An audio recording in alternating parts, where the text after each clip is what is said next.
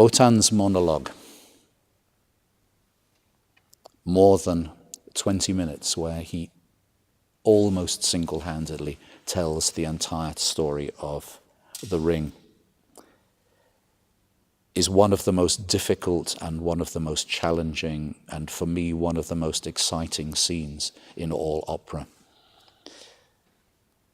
I have an indelible picture of this production. I grew up with the famous Chéreau and Boulez production in Bayreuth, which was, when it started, such a scandal. Pierre Boulez told me that throughout the first season, very often the booing was so loud during the music that he actually couldn't hear the orchestra at all. He just simply conducted. He said, I tried to stay as calm as possible, and for Pierre, staying as calm as possible is extremely calm, and I would just wait until it came out, and we just all hoped we were in the same place. Now, of course, the production seems an absolute classic and one of the most honest Wagner productions there's been. When he says that in speaking to Brünnhilde, he is speaking to himself, Wotan moves across to an enormous mirror and takes his eye patch off, and you see his destroyed eye, and he simply talks to himself in the mirror. And with Evelyn and Terje in this concert performance, we've tried in some way to repeat that they are very much on opposite sides of the stage, and Terje is telling his own story as it was to himself, sitting on a chair in thought. Little digression in this complete matchless cast of singers. Many I knew. For me, it's the first time I work with Terje Stensvold, the great Norwegian bass baritone. And for anyone who knows and loves this is one of the outstanding Wotans of not only our time, but any time. And he brings a certain wisdom through a very special story, which is that he was a chorus singer until his 50s, given the very generous retirement conditions in Norway, that a chorus singer basically retires aged 52. He did this. And then he thought, well, what am I going to do with myself now? And he said to me, my singing teacher had always said to me, through your life you have only a certain amount of voice. It's like in a test tube. And if you use too much of it, it just will simply go. And he thought, aged 52, I always thought this was rubbish. Maybe now I should just see what happens. So he went downstairs into his large basement and started singing. And after about 3 weeks, his son, who's also a singer, said, Dad, have you got any idea how extraordinary the sounds are that are coming out of there? And do you not think you ought to try singing some more? And so Terje not only sung some more, but he has become really one of the leading Wagner singers of the world at a time when normally he would be retiring. He is 68 now, but one of the most youthful sounding singers I have ever heard, and someone for whom every single word means so much. It feels as though there's a lifetime of wisdom which was waiting to be poured into the telling of this tale. And for the two of us, it's been quite astonishing because it seemed so easy. We had an evening's rehearsal, which we simply stopped after 40 minutes because we seemed to be all of such one mind. Very much for a conductor and a Wotan, this is a matter that we have to tell the story together. No one can follow anybody else. We have to be on the same page, telling the same tale and reacting minutely. So for me, this has been an astonishing experience, and also for the orchestra, who are in such a degree of admiration. But then when we look at a Siegmund and a Sieglinde who can sing this music like Schubert, someone like Evelyn who can sing Brunhilde, not only with an astonishing amount of power, but with so many different colors, and can be also so quiet at the same time, and so intimate. And of course Michal Petrenko as Hunding, who I'm sure will be one of the great Wotans then of the next time. We're in some kind of bliss, I have to say. It's been an enormous challenge and an enormous pleasure. The third act of Valkyrie is another one of those 1.25 hours that seems to go in one breath. The Valkyries must be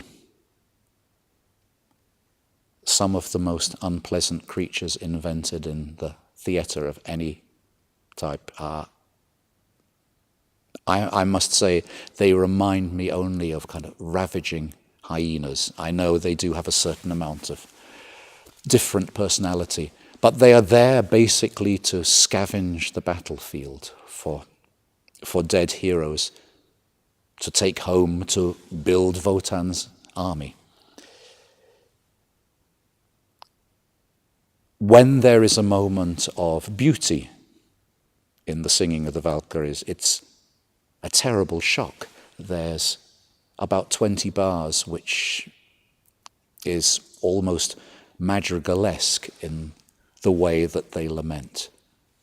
But most of it is a really chilling and efficient portrayal of power and battlefield and inhumanity.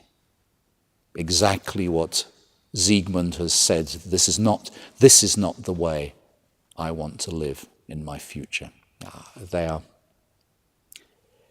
somehow kind of the first suicide bombers of opera. The rage of Wotan reminds me so much of King Lear's impotent rage. And of course, he knows that he has to go through with his promise. He knows that he has to banish Brunhilde, his favorite daughter, the person who he said was the embodiment of his mind, of his will. And the last 40 minutes of the opera, starting with Brunhilde singing so quietly and this very, very unusual dialogue between her and just the woodwind section of the orchestra. This is one of the most powerful spans of music ever written. I have a memory of seeing it for the first time. Like many musical kids, I knew bits of the ring, what we used to call bleeding chunks, that were played by orchestras regularly, but it's gone out of fashion now, and probably a good thing too. But when I first saw the Valkyrie, aged 14, in the Royal Court Theatre in Liverpool, when I got there, I realised I had either enough money for an ice cream in the interval and the bus fare home, or for the programme book, which would tell me the story. And if I'd been smart, I would have walked home, because I was very lost for a lot of the opera.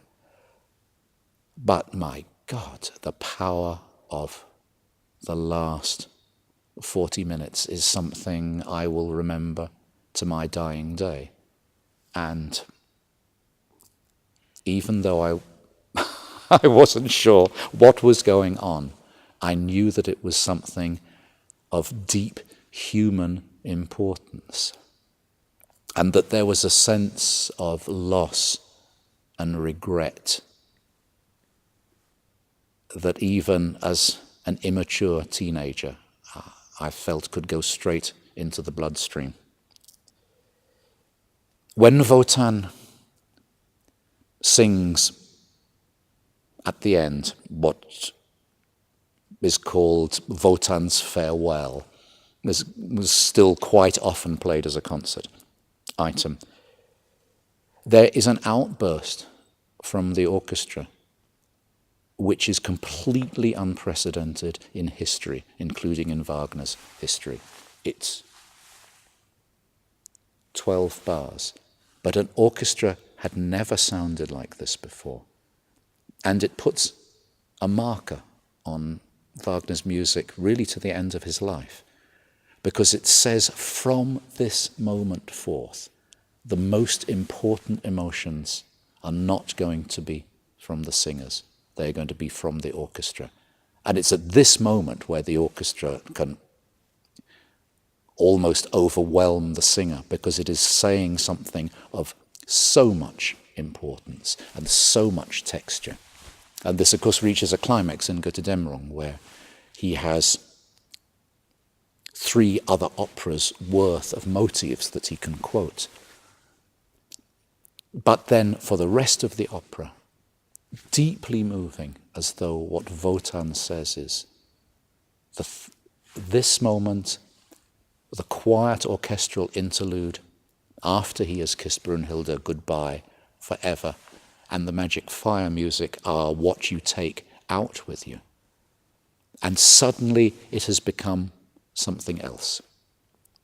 And the orchestra is the theatre. The orchestra is the scenery. Whatever extraordinary picture of fire you put on the stage, there is nothing that can possibly equal this description of the glimmering and the flickering of fire. You can even see the colours within the orchestra. And then music would never be the same again. Of course, there are many arguments that opera out of a theatre is not a complete art form. But with this piece, very often the orchestra is saying what the characters cannot say, and they create such a powerful picture that they can almost be the scenery. Debussy said in Pelléas and Melisande he wanted Melisande to die among the violins, because, as we all know, the violins are the forest in which she's wandering. And this would be just as true of Wagner. With these singers who've done the roles so many times and inhabited them in so many great productions, there's something wonderful to see them acting as they want, reacting as they want to the music. And it becomes another kind of chamber music. And I found, for instance, watching Evelyn Helitius, who's one of the great actors on any stage, I have to really watch her face while she's not singing to know how we should also be responding in the orchestra. So it becomes another type of challenge and another type of pleasure for us. We're not hidden in the pit, so therefore we have to be very, very careful not to cover the singers, but we can hear the singers and we can react to them right next to us. And it becomes a kind of ideal, like the world's most gigantic string quartet. And for an orchestra like the Berlin Philharmonic, which has this style of music in their blood, but has played the Wagner operas relatively infrequently. I mean, there are quite many people who've been playing this for the first time and have been stunned by just the sheer difficulty and the sheer stamina needed. For an orchestra like ours, it's an incredibly important step, because we have to become very, very powerful, very flexible, but very single-minded storytellers. It's not about how we play, it's about what the words mean and what the notes as words mean. And so it's a tremendously important learning and growing experience for all of us. And I have to say, a really sinful amount of pleasure.